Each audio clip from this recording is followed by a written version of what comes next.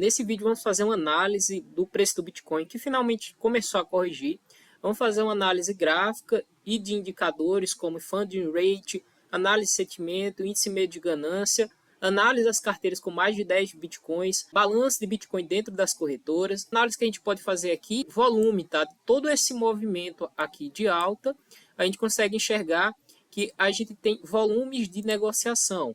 Nessa faixa aqui de 41 mil dólares, de 38 mil dólares, eu acredito que possa ser possível essa liquidação aqui nessa faixa de 38 mil dólares, tá? Por que eu acho isso, tá? Vocês já começaram a comprar muitas altcoins, né? E quando isso acontece, principalmente fora de um bull market, a gente não está de fato naquela loucura ainda. Então, quando isso começa a acontecer, muitas pessoas começam a comprar altcoins. Se você entrar numa corretora hoje ou dias atrás, você tinha aí shitcoins subindo 50%, 70%, alguns 100% no dia. E isso mostra que a gente já chegou num período de ganância. Então, é um período para você ficar esperto, ficar ligado. Suporte aqui na casa dos 34 e outro suporte aqui na casa dos 26. Então, caso o Bitcoin realmente venha a corrigir, né, a gente tem aí uma queda no máximo, na minha visão, aí de 35%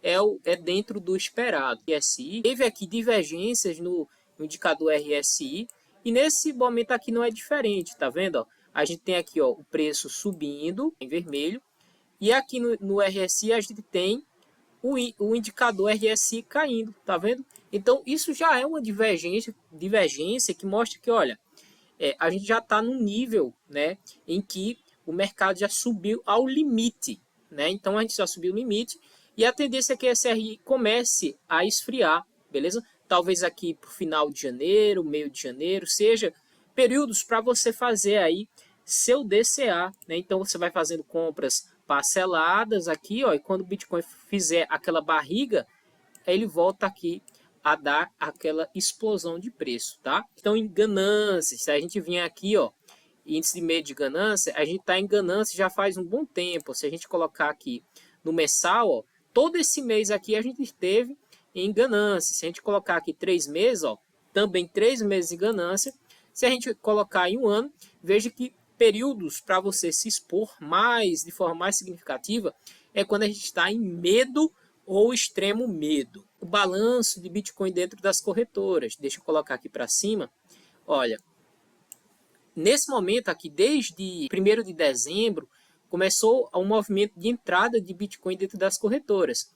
A gente viu que todo esse movimento de saída causava um choque de oferta, o preço começava a subir. E quando começou aqui a oferta a aumentar, ou seja, dentro Bitcoin entrando das corretoras, o preço começou a cair. Isso é normal. Caso a gente veja novamente outflow, né, saída de Bitcoin, isso se torna positivo. Mas se a gente vê mais entrada de Bitcoin dentro das corretoras, é um ponto para você ficar ligado. Aqui o funding rate, veja que a gente tem aqui ó, esse funding muito positivo, muito verdinho.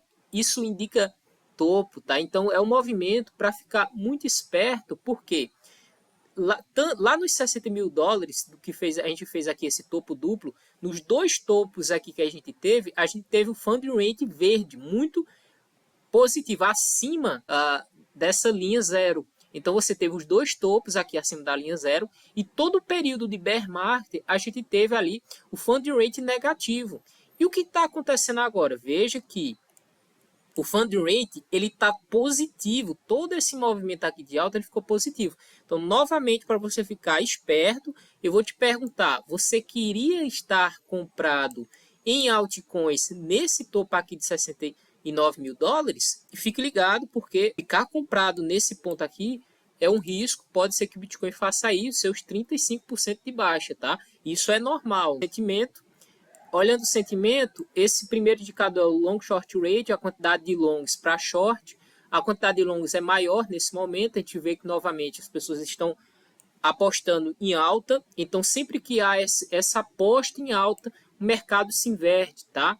Porque se a gente olhar aqui, ó, deixa eu ver se eu consigo colocar isso um pouco mais de longo prazo, sempre que a gente tem essa aposta aqui, quando ele está vermelhinho, ó, menor, significa que as pessoas estão apostando em baixa no Bitcoin. Então, quando esse sentimento está de baixa, geralmente o preço sobe para liquidar essas pessoas.